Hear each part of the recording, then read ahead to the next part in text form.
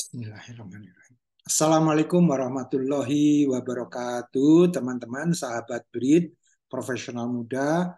Selamat berjumpa kembali dengan saya, Gatot Widayanto. Saya kali ini ingin meneruskan sebuah pembahasan mengenai pernyataan visi dan misi yang sebelumnya sudah dibuat oleh BRID Research ya. Jadi saya coba menanggapi atau menambahkan ya atau memperkaya dari sisi praktek, yaitu pengalaman saya membantu beberapa perusahaan untuk menyusun visi, misi, bahkan sampai ke strategi. Tapi kali ini saya akan fokus aja kepada penyusunan visi gitu. Nah, kenapa? Bukannya misi tidak penting, biasanya misi itu setelah visi terbentuk gitu, yang selama ini saya fasilitasi. Baik, saya akan coba menggunakan slide supaya saya ingat, dan ini slide ini asli ya, maksudnya asli. Slide ini yang dulu juga saya gunakan pada saat saya memfasilitasi salah satu klien saya gitu ya. Jadi ini masih berdasarkan yang benar, dan ini sebetulnya hanya sebagai pembuka, bukan panduan di dalam diskusinya. Tapi saya sudah rangkum semua. Mudah-mudahan bisa kita pelajari bersama ya. Jadi nanti diminta masukannya juga teman-teman kalau ada sesuatu yang perlu disempurnakan, kita katakanlah seperti itu. Jadi saya beri judul aja menyepakati visi perusahaan. Nah, waktu itu memang perusahaannya bisa dibilang multi bisnis ya. Jadi bisnisnya ada lima bisnis unit gitulah. Tapi intinya yang saya pengen tekankan bukan bisnisnya, tapi proses untuk menyepakati visi. Kenapa mesti disepakati? Karena kalau visi itu hanya diketok palu oleh CEO, tidak salah. Tapi kurang merangkul ya. Jadi ini perusahaan ini pengen merangkul, paling tidak di sesi ini ada waktu itu berapa ya? Ada 40 orang ya, sekitar 40 orang terlibat, yaitu melibatkan semua direksinya dan juga business unit leaders dan beberapa senior managers atau GM gitu. Nah, saya memulai dengan sebuah ringkasan dari artikel yang ada di Forbes Magazine ya. Ini ada linknya juga, silakan nanti diklik juga, mudah-mudahan masih ada. Tahun 2015, tapi saya yakin ini masih relevan. Nah, ini adalah beberapa hal yang saya cuplik dari artikel tadi. Pertama, dia menekankan, si penulisnya, vision is mission plus tech strategy. Ya, keren ya. Jadi kalau kita sudah punya misi, jadi misi itu why we do what we do atau why we exist gitu ya, plus teknologi yang dilibatkan di situ. Nah, itu akan menjadi keren. Ini menurut versi penulis artikel ini. Kemudian, nah ini yang saya senang sekali, vision should come from within. Ya, jadi memang yang saya fasilitasi ini memang visinya datang dari dalam, dan akhirnya nanti di cross check sama uh, stakeholders eksternal ya, yang bukan internal. Jadi ini semua dari internal dulu, terus nanti setelah jadi dikomunikasikan dengan eksternal untuk mendapatkan masukan. Nah, kemudian vision is kreatif. Jadi begitu dalam prosesnya sendiri memerlukan kreativitas. Begitu sudah jadi pun juga memerlukan kreativitas, karena mencapai visi biasanya itu sangat sulit, karena memang visi itu biasanya diset untuk 20 atau 30 tahun yang akan datang. Jadi memang kalau digunakan dengan cara atau pola berpikir saat ini pasti akan sempoyongan, akan sulit untuk membayangkannya. Kemudian vision takes tenacity. Maksudnya di sini adalah begitu visi itu sudah disepakati bersama, makanya penting ya disepakati bersama, kata-kata bersama itu menjadi penting, karena ujung-ujungnya nanti harus tindak lanjutnya tidak sekedar konsisten loh, tapi benar-benar serius ya. Kalau konsisten aja mungkin setiap minggu meeting bisa dilakukan, tapi serius ya, tenacity itu ada keseriusan, menekuni sampai visi itu tercapai, itu hal yang berbeda. Jadi tidak sekedar konsistensi, tapi tenacity. Ini penting sekali. Saya senang sekali dan saya baru ngeh ini bahwa ini ternyata tenacity ini salah satu values yang saya saya anut secara pribadi selain integrity, ya. Kemudian yang kelima, vision takes vision. Jadi kalau kita sudah punya visi, kita harus tetap punya pandangan terhadap visi itu gitu. Jadi ini kata-kata sebetulnya bukan kata-kata sekedar indahnya kata-kata ya, tapi kita harus meresapi bahwa begitu visi itu udah terciptakan gitu ya, kita harus menciptakan lagi masa depan berdasarkan visi itu ya. Misalnya dulu yang paling terkenal ya kita kenal adalah visinya atau tagline-nya Nokia gitu ya, connecting people ya. Apakah connecting people itu habis? Enggak. Sampai sekarang masih ada. Nah, mungkin teman-teman berpikir bahwa Nokia-nya kan udah nggak ada atau Nokia-nya sudah tidak bermain di smartphone gitu. Tapi the vision is still there. Connecting people itu ternyata selamanya. Ya, artinya ya vision takes vision gitu. Artinya benar-benar kita tidak bisa melihat sebuah perusahaan itu akhirnya defunct atau disbanded atau bubar, kemudian sebetulnya nggak bubar ya, Nokia masih ada, itu berarti visinya itu eternal gitu ya, tidak pernah lekang dimakan waktu. Terakhir, vision requires communication. Jadi artinya pada saat membentuk sendiri perlu adanya komunikasi. Begitu sudah disepakati juga perlu komunikasi karena pemahaman orang sering berbeda satu sama lain. Nah, sekarang masuk kepada bagaimana dong cara membuat suatu kesepakatan terhadap visi. Apakah visinya ditulis dulu? Tidak. Ya, inilah cara saya. Ya, mungkin ada cara yang lebih baik ya, mungkin saya nggak tahu.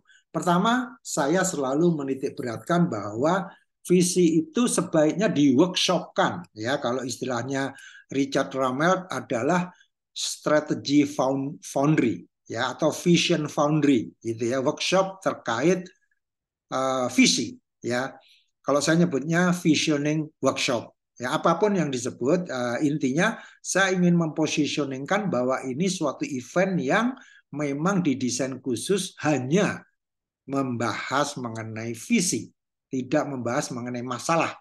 Walaupun diawali dengan masalah, yaitu saya biasa menyebutnya critical business issue atau CBI.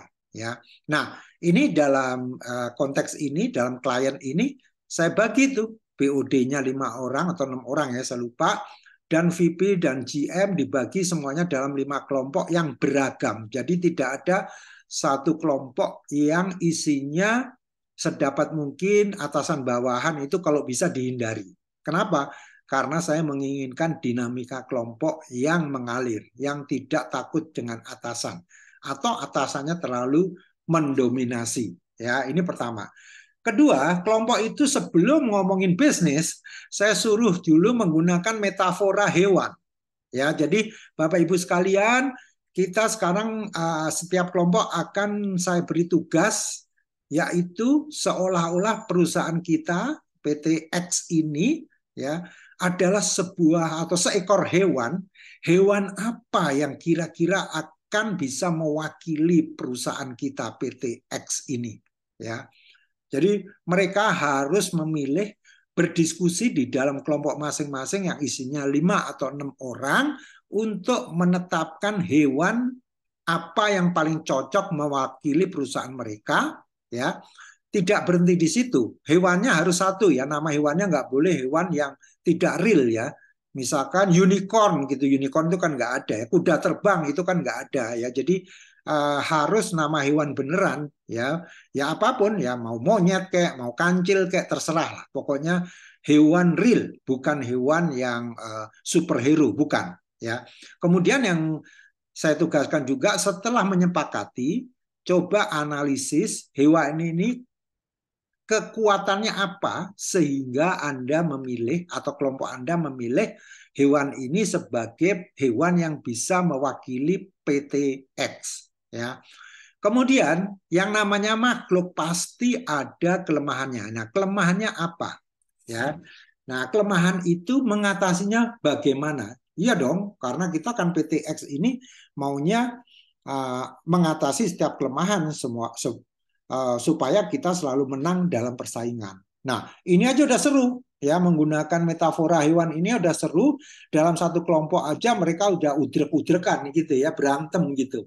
Saya malah senang, saya biasanya keliling di setiap kelompok melihat diskusi yang mengalir di dalam kelompok, dan biasanya dalam waktu maksimum 20 menit itu sudah disepakati hewan apa, lengkap dengan kekuatan dan kelemahannya dan cara mengatasi kelemahannya.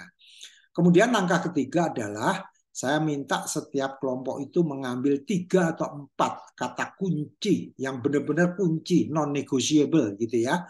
Kalau bisa diurutkan, 1 harus ada kata menang misalnya gitu. 2 harus ada kata-kata kuat gitu. 3 bla bla bla gitu ya. Ini aja juga seru ya. Jadi saya kasih waktu 2 atau 3 menit untuk mengambil 3 atau 4 kata kunci. Setelah itu 5 kelompok ini saya adu ya.